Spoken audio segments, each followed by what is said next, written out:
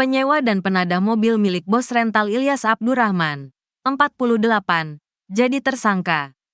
Keduanya yakni Ajat Sudrajat, AS, dan pria inisial I dalam kasus tersebut.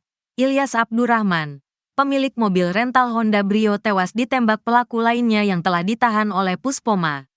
Terkait kasus penembakan, Polresta Tangerang telah menetapkan saudara AS, Ajat Sudrajat, dan I sebagai tersangka, kata Kasih Humas Polresta Tangerang, Ibda Purbawa, Minggu, tanggal 5 Januari tahun 2025.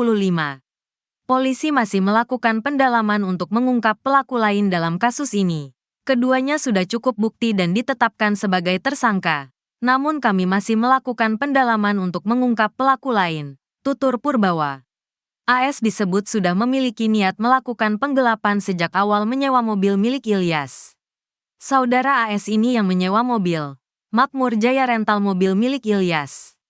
Kemudian, direncanakan untuk digelapkan, kata Purbawa. Ajat Supriyanta ditangkap di kontrakan saudaranya yang berada di Kecamatan Picung, Kabupaten Pandeglang, Banten.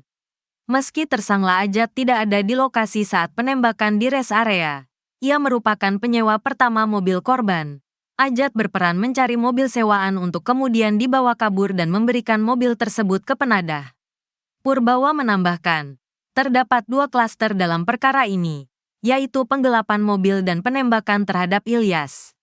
Polresta Tangerang juga tengah berkoordinasi dengan Pusat Polisi Militer Angkatan Laut, Puspomal, TNI AL, mengingat ada seorang prajurit yang terlibat dalam kasus ini.